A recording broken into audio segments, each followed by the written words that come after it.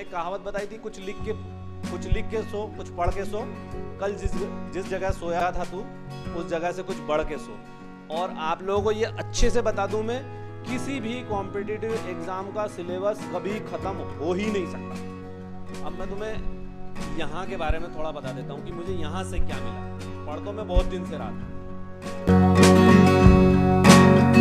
Competitive एक सागर है, इसके अंदर बीच तक चला जाता है आदमी, बीच में खूब गोते खाता है और मैक्सिमम लोग क्या करते हैं पता है, बीच से फिर वापस आते हैं। बट अगर वो पार करने की चेष्टा करे तो उतना ही टाइम लगना है। 2-4 लड़के थे यहाँ पे, शायद अभी वो नहीं है, मेरे साथ बैठते थे, वो ड्रॉप ही करके कोचिंग आना बंद कर दिया उन्होंने। बोला अरे सर नहीं होगा।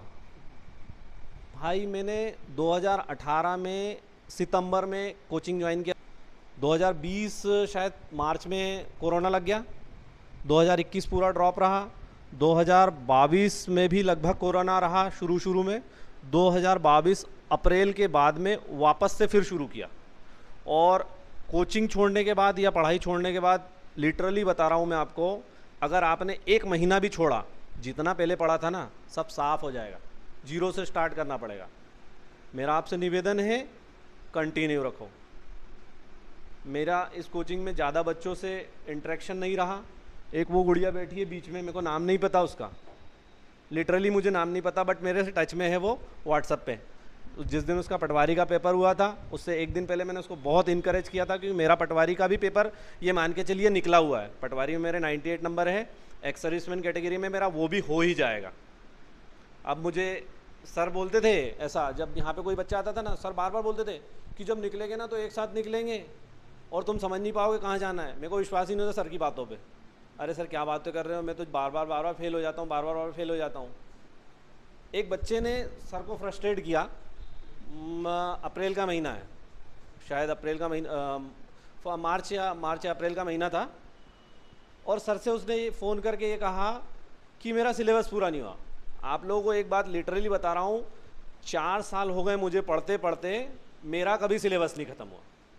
और आप लोगों को ये अच्छे से बता दूँ मैं, किसी भी कॉम्पिटिटिव एग्ज़ाम का सिलेबस कभी ख़त्म हो ही नहीं सकता। उसके सिलेबस का ना तो आदि है ना अनंत है, कुछ नहीं है। शुरू कहाँ से होता है, ख़त्म कहाँ से होता है। मेरा आज तक परसेंटेज का टॉपिक है ना, किसी भी टीचर से मैं पढ़ ही नहीं पाया, मेरी किस्मत ख़राब है। जब भी वो टीचर पढ़ाता तो मेरी लाइफ में कुछ ना कुछ ऐसा काम आ जाता है कि मैं उस टॉपिक को यहाँ पूरा नहीं कर पाता। मैंने पहली बार परसेंटेज को पूरा किया सर के वीडियोस देखते। अभी बीच में सर ने पटवारी के टाइम पे वीडियोस चलाए थे सब्जेक्ट वाइज, ऑनलाइन नहीं देख पाया मैं, क्योंकि मेरे पास बतेरे काम होते थे। मेरे घर का काम चल रहा था, मेरे पापा की तबीयत ख़राब हुई, मेरी मम्मी की तबीयत ख़राब हुई, मेरे घर में 2 बच्चे, मेरी वाइफ, और 2 घर हैं, किराएदार, ये सब मेंटेन करना एक बहुत बड़ा पहाड़। अगर कोई शादीशुदा व्यक्ति, शादीशुदा जो लड़कियां अगर एग्ज़ाम पास होती है ना, तो मतलब वो साक्षात लक्ष्मी, सरस्वती और काली वही है। बहुत बड़ा कठिन काम है। अभी मैं मैडम से भी वही जिक्र करा था, शादीशुदा लाइफ के बाद में पढ़ लेना बहुत खतरनाक काम, बहुत ज़्यादा खतरनाक। आप लोग तो क्या यहाँ आते हो 8 बजे, घर में जाने के बाद में 90% बच्चे ऐसे होंगे जिनके पास में घर में जाने के बाद में कोई काम नहीं होगा। बस गए अपना आराम से खाना वाना खाया, मम्मी ने खाना दे दिया, खाना खा के सो गए। बट मेंटली टेंशन जो होता है ना, शादीशुदा लाइफ में होता है।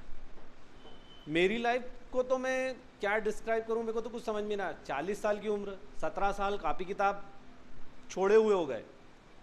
मैं 12वीं का पास करके भर्ती हो गया था आर्मी में, फर्स्ट ईयर कर रहा था, मेरा आर्ट्स से फर्स्ट ईयर हो गया था।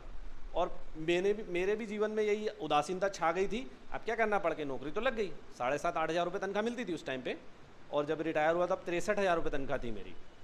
तो मैंने कहा क्या करना पड़ के यार, कोई मतलब तो है नहीं।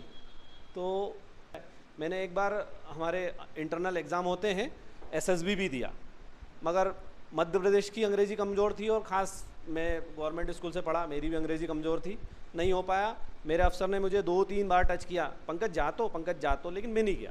एक्चुअली मेरे में ही विल पावर नहीं थी, विल पावर ख़त्म हो चुकी थी, कि यार करना ही नहीं है। बाद में 2017 में मैंने UEI कोर्स किया, इक्वलेंट टू D.Ed होता है वो, हमारे को फौज करवाती है। वहाँ से फिर वापस मोटिवेशन जाग गया, नहीं भाई पढ़ते रहना चाहिए वहाँ पे, क्योंकि कोई अफसर नहीं था।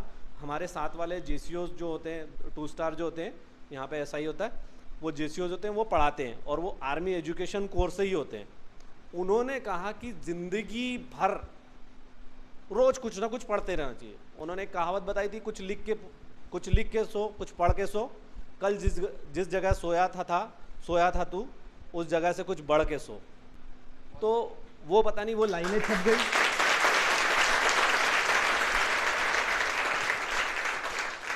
वो लाइनें दिमाग में शायद छप गई, और वहाँ से UEI किया।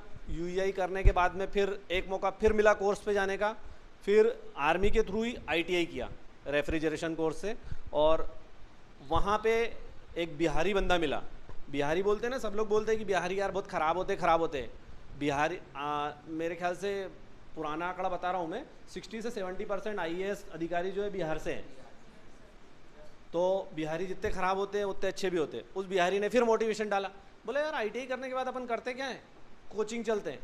मैंने कहा यार कौन जाएगा कोचिंग, काय से जाएंगे कोचिंग, अब घर में तो गाड़ी चलाने की आदत थी। अरे बोला साइकिल खरीदते हैं। 4 किलोमीटर हम ITI से छूटने के बाद 4 किलोमीटर साइकिल चला के एग्ज़ाम दिया SBI का, फर्स्ट एग्ज़ाम SBI का दिया, और SBI में मैथ्स और रीजनिंग क्लियर हो गया, अंग्रेजी में 0 नंबर आया। मतलब अगर शायद मैं अंग्रेजी में 5 या 6 नंबर लाता तो मेरा वो प्री क्लियर हो जाता और शायद मैं SBI में होता, लेकिन अंग्रेजी कमज़ोर थी। वहाँ से फिर ऐसा लगा यार नहीं कर पाएंगे यार अपन, पढ़ते रहे। कोरोना आ गया। कोरोना आने के बाद में फिर पढ़ाई छोड़ दी, भूल गए, साफ़ हो गया, पूरा सुपड़ा साफ़ हो गया।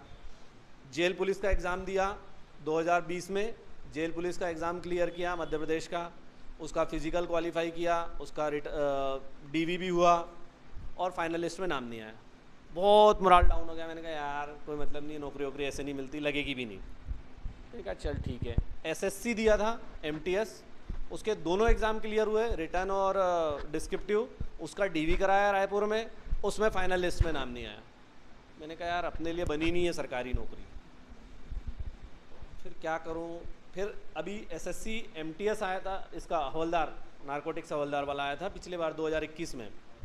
उसके तीनों एग्ज़ाम क्लियर किए, रिटर्न, डिस्क्रिप्टिव, फिजिकल, और DV कराया मुंबई में। DV के लिए सर को बता के गया था। मेरे पास 2 ऑप्शन थे, एक्साइज कांस्टेबल का एग्ज़ाम था इधर, और उधर DV था। मैंने कहा सर क्या करूं?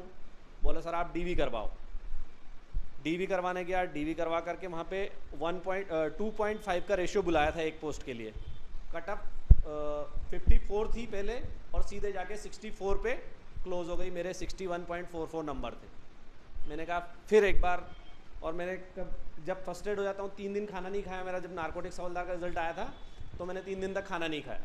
मेरी वाइफ बोली क्या होगा, खाना नहीं खाने से कुछ हो जाएगा क्या? मैंने कहा भाई तुझे हो सकता है इस चीज़ का दर्द नहीं पता चल रहा है, लेकिन मुझे दर्द पता चल रहा है। मेरे बच्चे, जब मेरा रिजल्ट आता था तो मैं 2-1 बार आंसू निकल गए मेरे बच्चे बोले पापा रो रहे हो? तो मैंने कहा बेटा अभी नहीं समझेगा तू, थोड़े दिन बाद शायद समझ जाए। फिर 2-3 दिन बाद फिर एकदम से अंदर से ऐसा हुआ कि क्या हुआ यार, ये तो हो गया पटवारी सामने है, पढ़। फिर पटवारी के लिए पढ़ा, पटवारी दिया। उसके बाद जस्ट CGL था, पटवारी और CGL के बीच में शायद 10 या 15 दिन का गैप था। तो मैंने कहा जो पटवारी में आएगा लगभग वही CGL में आएगा, केवल GK का थोड़ा फ़र्क होगा। पढ़ा, और पटवारी में मेरे 98 नंबर है, और CGL का रिज़ल्ट आ गया। मैंने सेकंड फेज़ भी दिया था उसका, उसमें नहीं हुआ मेरा, 150 नंबर था मेरा।